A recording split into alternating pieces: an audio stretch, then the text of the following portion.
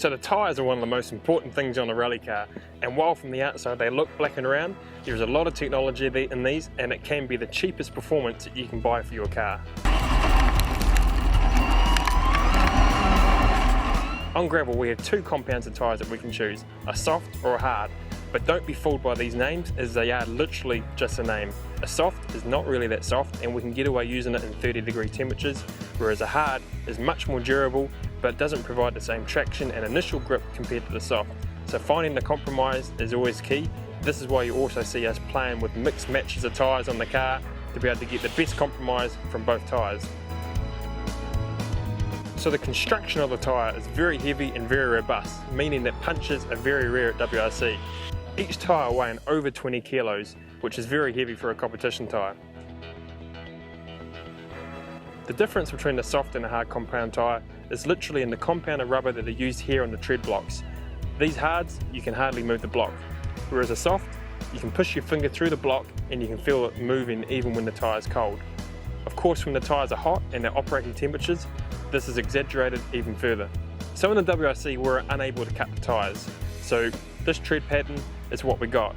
But at club or national level you may be in a position where you can cut your tyres, and of course the more open you can have these blocks, the more gravel or mud that you're going to clear. The offside to this is that by opening this up you have less support of the block and the block may move around more, which loses precision from the car and makes it feel a little strange in the car sometimes. Obviously one of the easiest things you can play with is tyre pressures, and of course there are two ways, high or low. Low tyre pressure often gives better grip and traction, but you do run the risk of the tyre coming off the bead if you're in rough conditions or you hit something, so of course this brings a risk of punches. Higher pressures gives you a bit more of a safety margin for punches, but you lack a little bit of grip. So the snow tyre is quite unique in itself, a lot narrower, so we've got a smaller footprint to cut through the snow.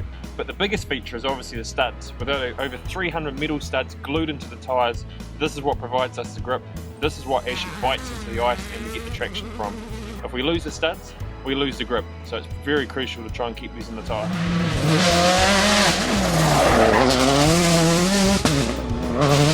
So the most high grip tyre that we have is obviously the Tarmac tyre, and when you're on a smooth abrasive surface we can get a lot of grip from the Tarmac. So obviously the more rubber that we can put on the ground, the more grip, and obviously the grip comes from the rubber compound.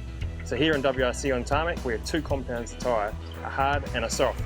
In our case, a soft is used when conditions are wet, and with the softer compound of rubber it allows the temperature to come up more, and temperature is what helps the rubber go softer and creates the grip. For more hotter conditions or for durability on longer stages we go for a hard compound tyre, which initially may have a little bit less performance, but over the course of a longer stage or a longer group of stages you'll perform better. Additionally, and new to the WRC now, is that we have a rain tyre for the Tarmac, and it's more between the Tarmac and a gravel tyre.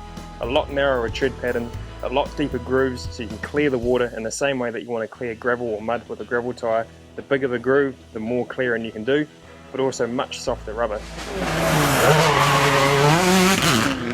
With the width of the tyre, if you're on a dry, swept surface, a wider tyre means you're putting more rubber on the ground, more contact patch means more grip.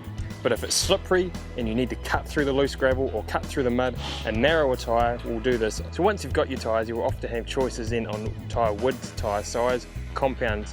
And all I can say, obviously if you're on a tight budget, something more durable, a harder compound is going to last you better and is going to be a little bit easier in the pocket.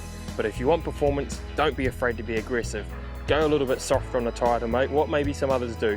You'll get that extra grip, the extra traction, and you'll be surprised that even though when the tyres look very worn, some brands of tyres, they'll work until they're slick. So obviously the tyres are one of the most important things on the car, and at the end of the day it doesn't matter how much power or good suspension that you have. If you don't have a good tyre, you're not going to be utilising those good parts of your car.